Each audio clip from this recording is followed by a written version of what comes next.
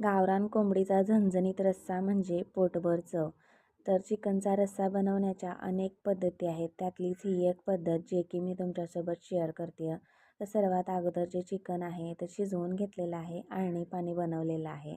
यानंतर आपल्याला वाटण करायचं आहे. तर वाटणामध्ये ओलं खोबरं घेतलेलं आहे. त्याचबरोबर आलं, लसूण आणि कोथिंबीर हे मिक्सरला लावून घेतलेलं आहे आणि वाटण बनवलेलं आहे. तर एकीकडे गॅसवरती कढई ठेवलेली आहे आणि तेल टाकलेलं आहे लागेल तेवढं. यानंतर यामध्ये खडे मसाले त्याचबरोबर कांदा कट करून ठेवलेला आहे तो टाकलेला आहे. तर हा कांदासुद्धा अगदी मऊ होईपर्यंत आपल्याला तेलामध्ये परतून घ्यायचा आहे. यानंतर जे वाटण आहे ते वाटण यामध्ये ॲड करूया आणि वाटणसुद्धा अगदी तेल सुटेपर्यंत परतून घ्यायचं आहे.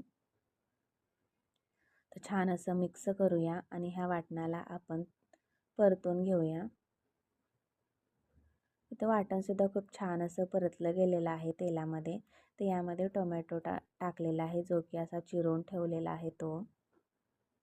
टोमॅटोची तुम्ही प्युरी बनवून सुद्धा यामध्ये टाकू शकता. पण मी असा स्मॅश होतो म्हणून मी असाच टाकलेला आहे कट करून. टोमॅटोसुद्धा अगदी मऊ होईपर्यंत आपल्याला हा परतून घ्यायचा आहे. छान असा मऊ झालेला आहे. त्यामध्ये चिकन मसाला, गरम मसाला आणि घरगुती मसाला ॲड केलेला आहे. ते सुद्धा असं मिक्स करून घेऊया. यानंतर जे चिकन आपण शिजवून ठेवलेलं आहे ते पाणी यामध्ये टाकलेलं आहे. आणि पाणी ते मिक्स करून घेऊया. आपल्याला हवा तेवढा रस्सा आपण यामध्ये वाढवूया. तर गरम करायला पाणी ठेवलेलं आहे आणि गरम केलेलं पाणी यामध्ये आपण ॲड करूया.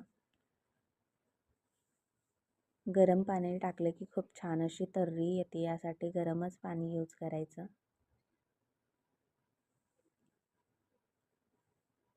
यानंतर आपल्याला यामध्ये मीठ टाकायचं आहे. तर चिमूटभरच मीठ मी इथे टाकलेलं आहे. आणि पाणी म्हणजे चिकन शिजवून घेताना त्यामध्ये मी मीठ टाकलेलं आहे, त्यामुळं थोडंसंच मीठ इथे मी टाकलेलं आहे. एक उकळी फुटायला लागली की गॅसची फ्लेम कमी करायची आणि आपला हा झणझणीत चिकनचा रस्सासुद्धा तयार आहे. तर सर्वात शेवटी आपल्याला यावरती कोथिंबीर टाकायची आहे.